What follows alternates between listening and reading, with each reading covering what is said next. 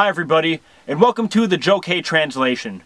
Today I'm going to be analyzing the first 16 bars of PFV's verse in the battle against Playboy The Beast. I'm going to give you a bar-by-bar analysis of what was said and how I took it, and let you guys decide for yourselves what he actually meant. There will be a link in the description below to Rough Recording Studios' YouTube channel where you can listen to that track. So let's dive right into PFV's verse here. He says, "I don't talk.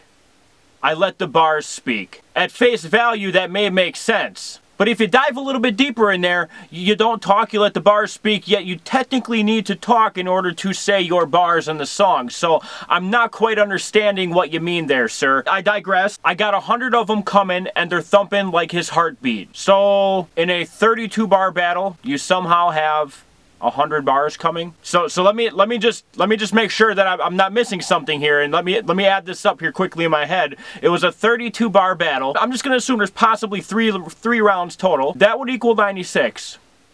So my question to you is, who taught you how to count? Talking guns, but I bet you won't aim the S. I think that's pretty straightforward. Playboy the Beast is talking about guns. PFV thinks that he wouldn't aim it. Now, he doesn't say anything about shooting, okay? And you don't necessarily have to aim the gun to shoot it, so you may still want to look out for that. Just because you're not aiming doesn't mean you can't be hit. You know, what if he has a fully auto gun? You're at. I mean, let's just be honest here. I would be afraid. I would still be afraid at this point. Who, me? I'm feeling 22 like Taylor Swift. That's obviously a gun reference. You know, 22. And then the song reference by Taylor Swift. Is it stupid? Yeah, it's pretty stupid. Now here's where it really gets interesting, and this is where it gets a little bit dicey for PFV. You giving head up in jail now, that's a brain cell. Okay, he may be possibly saying that Playboy the Beast is in jail, and he may be giving sexual favors to some of the inmates in his cell. That's definitely a possibility.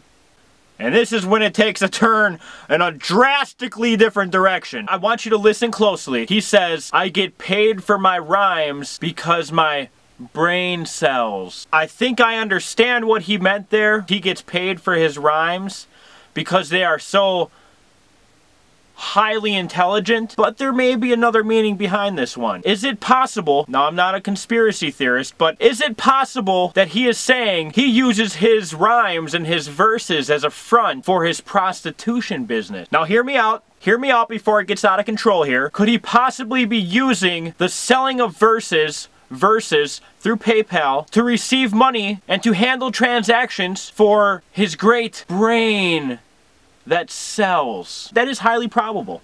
I'm just throwing it out there. Anyways, so now he says, "Hit Playboy with a magazine, watch his centerfold." Okay, now he's having a little play on words here. Ha ha ha. Playboy, like Playboy magazine, Playboy the Beast, or PTB if you will. He's gonna hit him with a magazine, but maybe a physical, actual magazine, hit him in the stomach with it, and watch him hunch over and grab his gut. That's possible. Or he could be totally contradicting himself here while saying that Playboy the Beast is always talking about guns and betting he wouldn't aim it. Now he's saying that he's going to take a magazine, which, you know, you would load into a gun, and shoot Playboy the Beast in the stomach until he's hunched over and folded up like the centerfold of a magazine and dead. I'm not 100% sure of where he's going with this, but he may very well be contradicting himself here. But let's see where this goes. He says, "I'm a royal killer, leave no prints when the credit roll." Okay. I'm not going to dive too deep into that. We're just going to kind of let that one lay flat there, because that one didn't hit me too hard there. So I doubt it really grazed PTB at all. He then says, ironically, they put Billy is Playboy the Beast's first name for all of those who didn't know, against the GOAT, and appearing to me, he choked. So he is saying that he himself is the greatest of all time, going against Billy, or Billy Goat, Playboy the Beast, who is nothing more than a barn animal. He then says, enough fear up in him to choke. So he's so scared that he is now choking. You might want to clear out your throat. You're gonna need more than creatine when we meet heads. Ha ha ha ha ha ha. Because Playboy the Beast lifts weights and, you know, exercises and does all that great stuff. He's calling himself a meathead as well, because he's saying when we we meatheads. So the literal translation to that is we, W-E, meat, M-E-A-T, heads. Like a meathead at the gym. So are you saying like, we meatheads? Or are you saying like, when we meet heads? I think he's trying to say both here, but you know, that could get lost in translation. And wrapping up this first verse, this is what he has to say. He tried to pretend he even be in the league with me. Beating a beast is easy as seeing I'm off the deep end. So he's saying that Playboy the Beast thinks he's in the same league with him.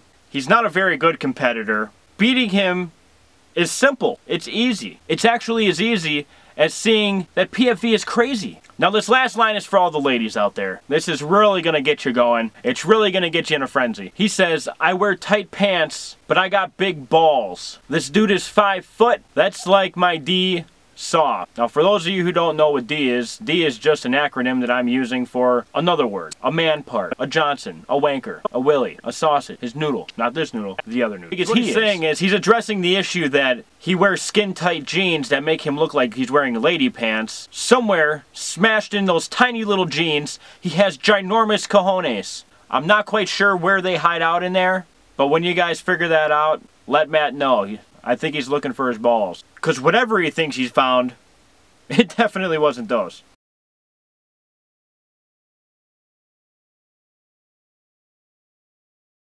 He then closes his statements by saying, I'm a mastermind. Ain't talking Rick Ross. Like Rick Ross, mastermind, self-explanatory for all those hip-hop fans out there.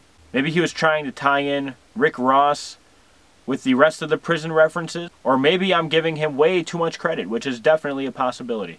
Needless to say, here are some of the highlights of PFV's first 16 bars of the battle. He talks about how Playboy the Beast only talks about guns but would never use them. He then talks about guns and says he's going to use one to kill Playboy the Beast. He says it's going to be an easy task. He's also saying that Playboy the Beast gave out sexual favors while he was in prison. But then he's also saying that behind the music and in between the lines, PFV is not actually making a career off of music. He's actually a prostitute who sells his verses for sexual favors. My question to you, PFV, is are you actually delivering those verses? Or are you only giving out the favors? This just gave me a whole new meaning to a starving artist, willing to eat anything. I'm Joe K. If you'd like to hear the battle, go to Rough Recording Studios. I'll put a link in the video below here, so that you guys can listen to the battle yourself in full, and you tell me, what was PFV really trying to say? My name's Joe K. See you next time.